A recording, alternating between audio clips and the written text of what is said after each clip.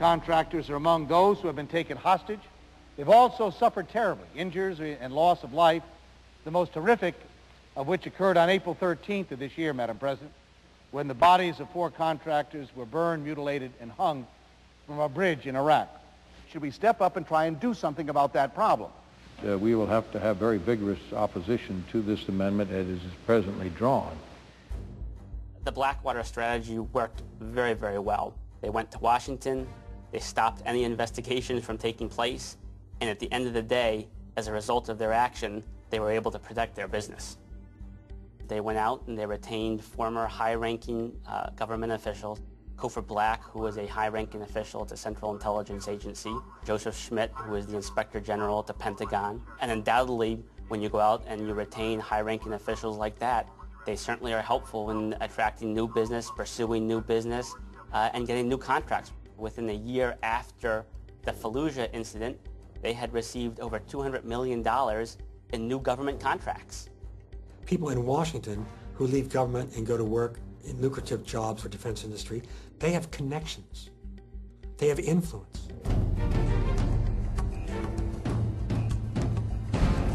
Business boomed. They just built a brand new headquarters. That's a big expansion. It's a rather big expansion, but it's needed. Certainly we've left room for growth. Right, 8,000 square feet in the original building, 64,000 square feet here. The company says it can assemble hundreds of battle-ready men, a small private army at a moment's notice. Teams of Blackwater independent contractors are deployed around the world.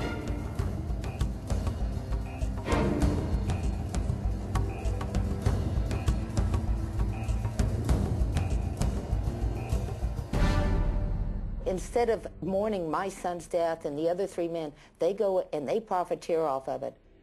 They were cutting every possible corner to make more money for them. In Iraq, most of the men aren't getting the protection. Men over there working for Blackwater are still dying. The world really needs to know what's going on over there, and we need to stop it. There has to be accountability. Right now, they are literally getting away with murder. Drugi put pod križem. Klanjamo ti se, Kriste, I blagoslivljamo te. Companies should not be permitted to operate in a war zone and not be held accountable.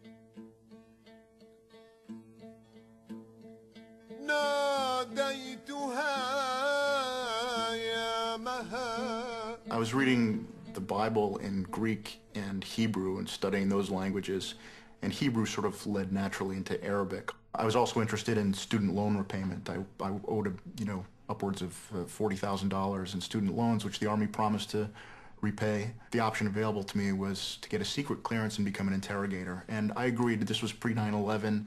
I didn't really expect I'd have to interrogate someone, or imagined if I did, it would have been in a conventional war where things would have been very different.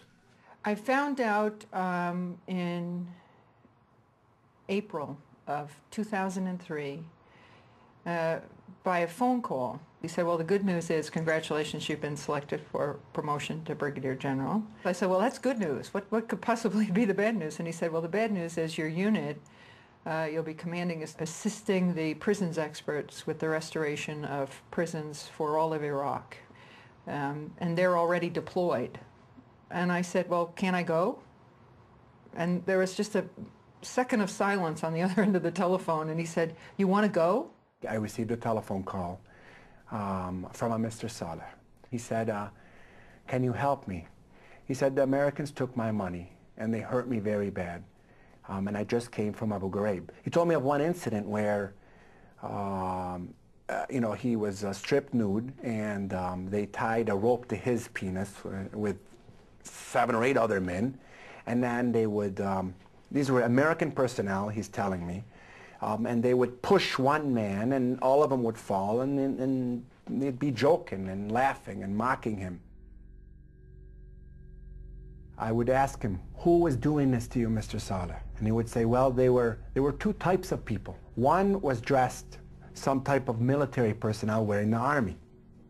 And then the other type would be in civilian clothing. I go, what do you mean civilian clothing? He goes, like normal pants, like any normal pants and a normal shirt. So that's the first time when it struck me that there's another element being involved here in Abu Ghraib, another type of person there. كان يوم أحد. يوم الاثنين كانت حالة من الفوضى ومن الإجراءات الأمنية الشديدة. يوم الثلاثاء اللي هو يوم اعتقالي ذهبت إلى عملي، مو عملي أنا يعني كنا في موقع عمل في منطقة الحصوة، فأني أعمل في مجال الكهرباء. تم نقلي إلى سجن أبو غريب في بداية عام 2004 باليوم الأول من الشهر الأول لعام 2004. كان أكو شخص مدني واقف بيتأمر يعني ياخذون أوامرهم من عنده اللي هم الشركات الأمنية. أدخلوني إلى الزنزانة، كبلوني وتم خلع ملابسي بالقوة. يعني أسلوب من أساليبهم أنه القبض التناسلي للرجل يلفون عليه حبل ويجروه هيك مثل عملية الخنق. شنو الغاية من عندها؟ شنو هاي الأبرة تضربون إياها اللي أنا هسه حاليا حتى أطفال مدى يصيرون عندي؟ شنو الداعي لأنه جيش يستعين بشركات أمنية مدنية للتحقيق مع معتقلين؟ بس أنا أقول لك هاي الشركتين مؤكدة، شركة تايتن وشركة CI. When I saw the photographs for the first time, and I said to the commander of the Criminal Investigation Division who was showing them to me, I said, why are the translators around the prisoners? Why are the translators in the cell block? And he said, ma'am, those aren't translators, those are khaki interrogators.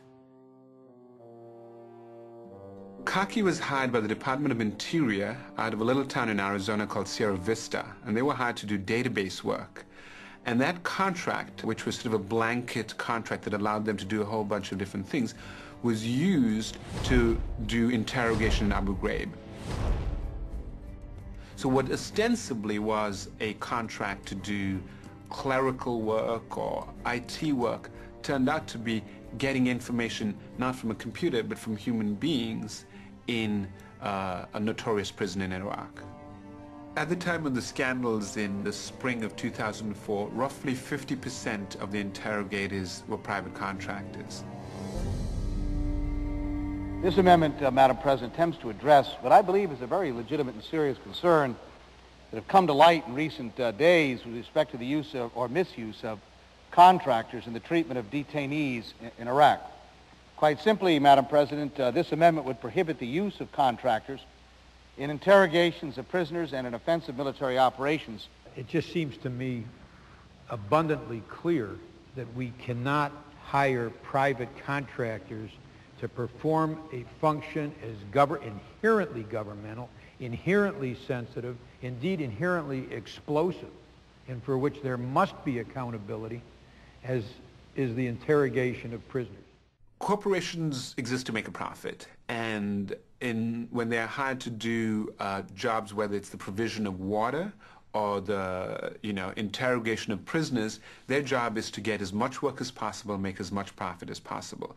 Now that doesn't work in the field of intelligence, period. You do not put personnel who do not have allegiance and 100% loyalty to America, you do not put them in sensitive key government activities like military intelligence gathering. It creates a conflict too because we were uncertain, we knew what our chain of command was. That was very clear and we were forced to memorize it and follow it.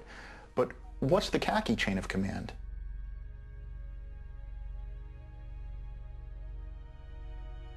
بفضل هاي الشركات السجون أصبحت معسكرات للتدريب على العنف وفوجئت بالاعتقال وبالفعل بعد يومين نقلت إلى سجن أبو غريب.